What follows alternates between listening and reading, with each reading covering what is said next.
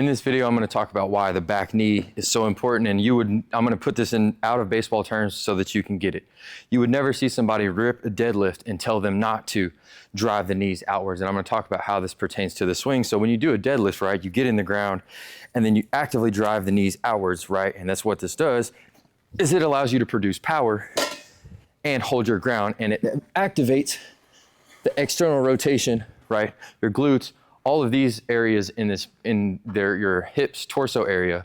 But most importantly, right, I want to talk about why this is so important, right, of driving your back knee this way as the ball's this way, right? Because what you notice, and I've talked about this a lot on Twitter, and it's blown up a little bit, so I want to unpack this and go a little bit deeper and hopefully simplify it in a way that it can be used in a major league game right away after listening to this, and also be understood by somebody that wants to be there someday, right? So when you understand that the back knee going this way in the swing, as you take your energy this way, is so important, and it creates what I would call power steering for the swing. It puts you in control, it puts you adjustable, it puts you explosive and efficient and in the ground, most importantly. See, what I have noticed in my time hitting as a player and coaches, and what you see is people go straight to the back hip. We want to talk about the back hip. We want to coil.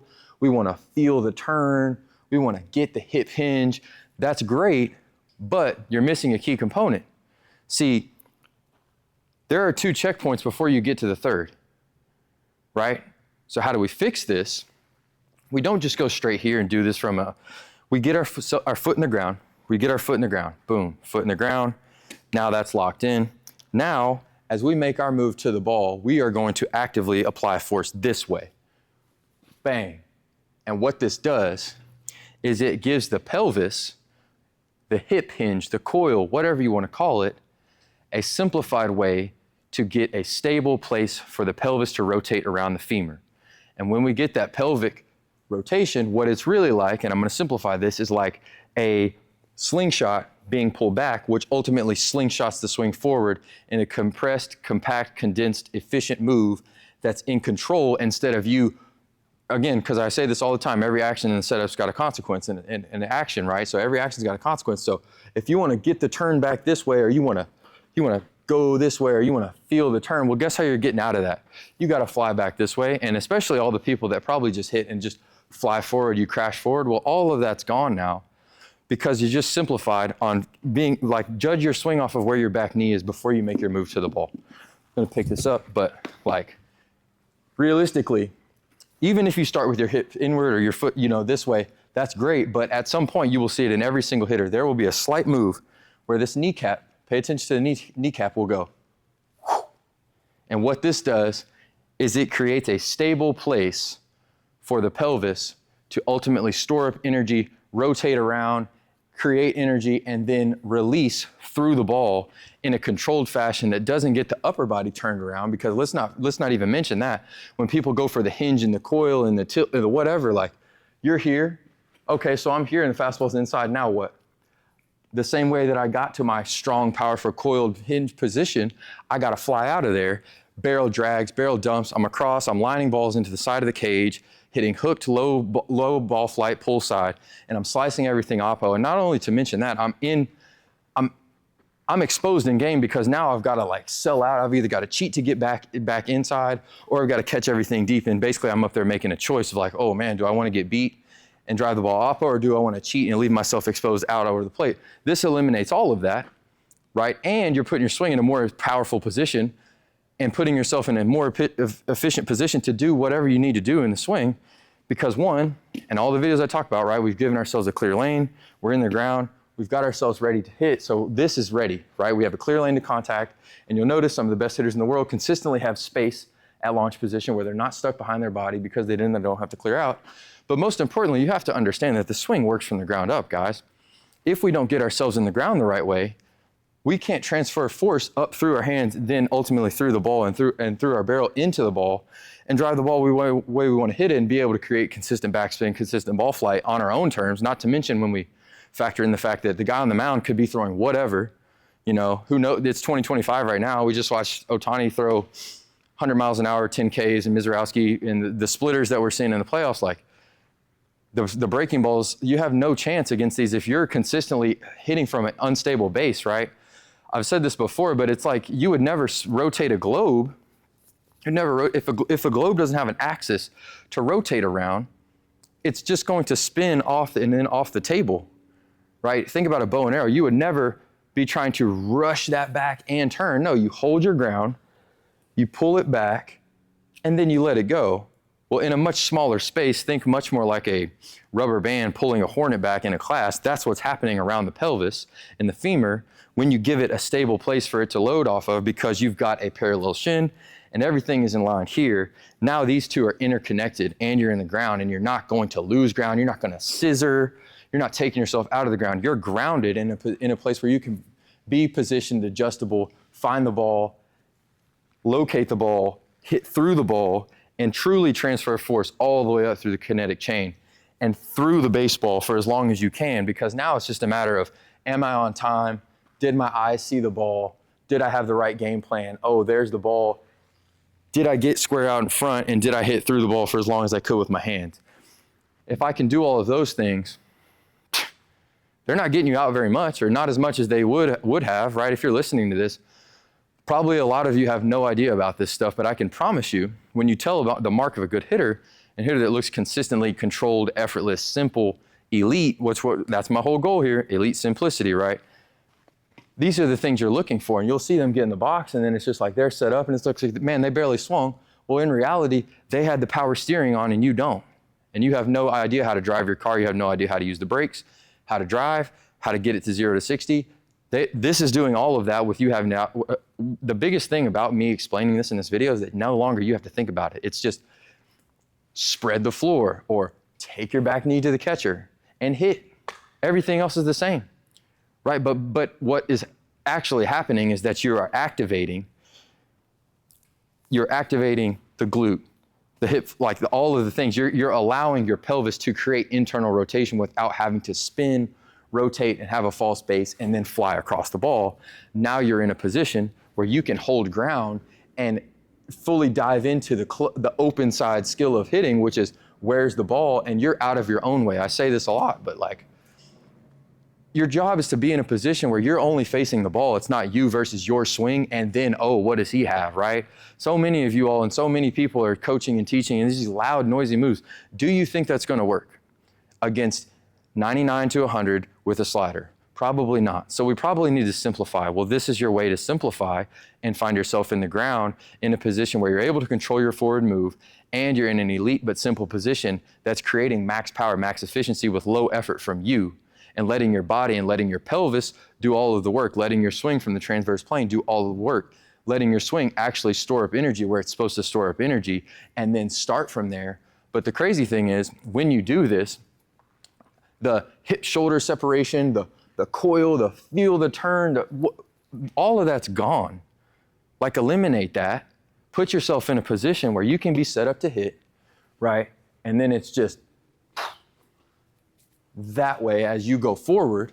And I'll explain why that matters even more, because if you want to apply force this way, you have to take it in the opposite direction, right? In the same way that I'm being stable here, now I can create counter rotation around the femur with the pelvis, and I can internally rotate if you're able to be mobile or not. But like, I'm pretty mobile in my hips and pelvis, and if you want to work with me, I'll show you some drills how to unlock that stuff. That's what I do in my coaching and stuff and consulting. But like, end of the day, you've got to be in a position where you can at least give yourself a stable chance to consistently load the right way, and then be in a place where it's here, and then it's just one move from all of this over the ball, and it's one move through, and then we repeat.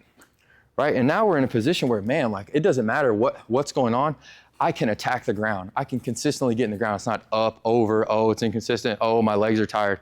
This eliminates all of that, and it allows you to be in a position where you can actually be in a place to do damage and feel comfortable enough to be able to believe in what you do and trust your swing instead of questioning my mechanics, constantly looking at side angle video. I know I'm doing this video from the side. I don't like doing side angle video because you can see this exact same thing from this angle, right? Where it's like, look at the pant leg if you have pants on, and if not, like, watch for at some point during the swing, does this knee go this way? Because you'll see it, like, I'll go slow. As this goes this way, the pelvis goes around the femur, and then it's like, now your bow and arrow is at max draw, and now it's just a decision of when you want to let it go. And it's like, showtime, right? And then it's over.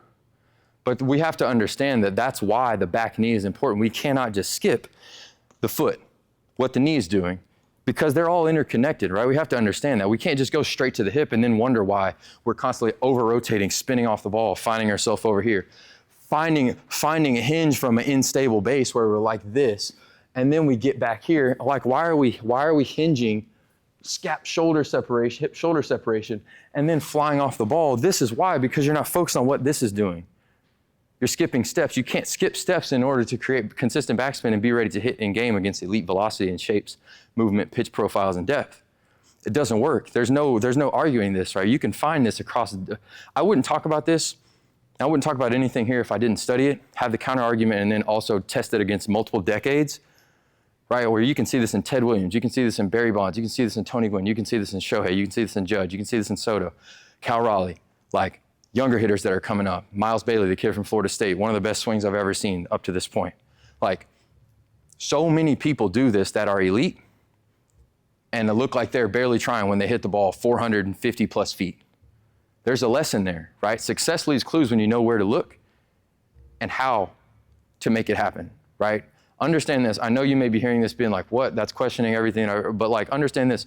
What you do will change based off how much you know, right? I'm explaining stuff that would have ultimately got me to the big leagues to where I'm not sitting here teaching hitters. But like, honestly, because I was a self-failure in learning this stuff and continue to dig in my time with the Dodgers and doing it other ways with the Royals and like continuing to learn and ask questions and test and question and pay attention and be a student of the game, I'm able to pass this information down to a younger version of myself that wouldn't be here at 31. I'd still be playing, right? So understand that's why I'm here. That's why it's my job to bring the game together and bring us forward so that we're no longer just getting dominated by pitching and arguing and throwing glass and just shouting at the sky, punching air. Like, okay, everybody can point out the problems, but who's going to do something about it? Things like this, things about paying attention to the back knee, things about simplifying, things about getting yourself in a position where you can stay over the plate, catch the ball out in front with this and holding ground here, get behind the ball, and then stay through it with your hands for as long as possible. And all the things that I talk about in my other videos, this is how it happens. Now, the other thing that I want to talk about before we leave here is because, people may question this, oh, that's not a thing. Yes, right? Of course, it's not just the back knee. The knee and the pelvis are connected through the femur, right? They are on the same team, but we have to get them on the same team. We can't just leave this guy out to dry and expect them both to work. So we can't just go here. We can't just go here or whatever that is. We go here and this immediately gets cleaned up to where it's like, boom. Oh shit, now that good dude's in trouble. But understand this, right? If you think about it this way, I'm gonna bring the weights back over here to end this video. I would never be able to apply and get this off the ground if I wasn't putting force in the opposite direction. So if I want this to come up, I have to put force down. So check this out. I'm gonna drive the knees out and it's gonna activate glutes, hips, and allow me to really drive from where I need to drive, a powerful position, because now I'm lifting the same way that I need to be hitting from the powerful position. So I'm gonna drive the knees out as I go. You're gonna watch my knees go like this,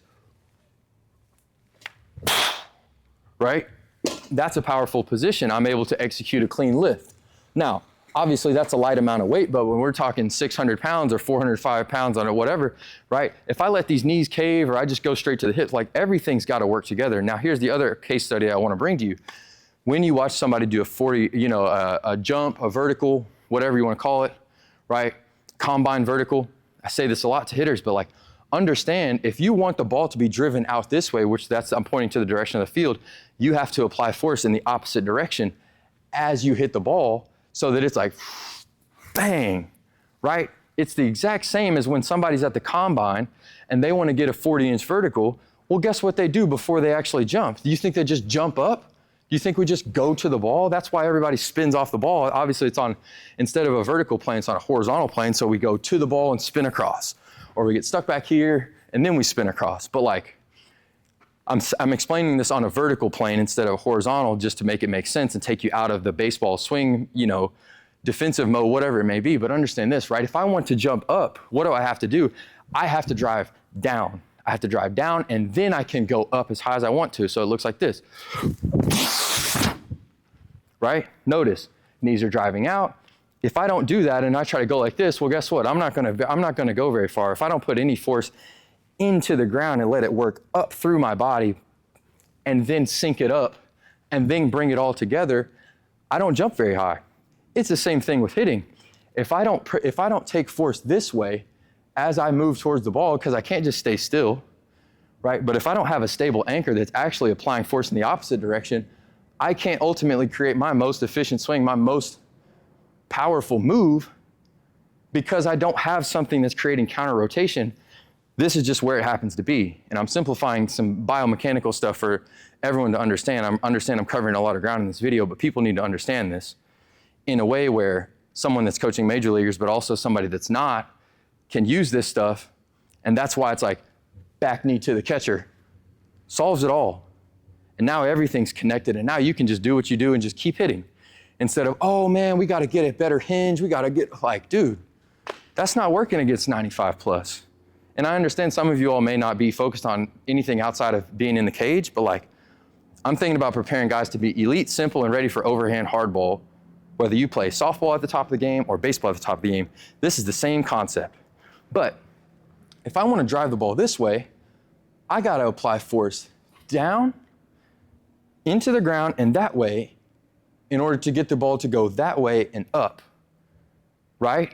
I feel like once you understand that, it's like, oh, well, of course, why wasn't I thinking about this? Well, that doesn't really matter. It's more so, what do you do with the information that you've just been given, right? Because like I said, what you do and what your normal swing is should be changing based on how much you know, right?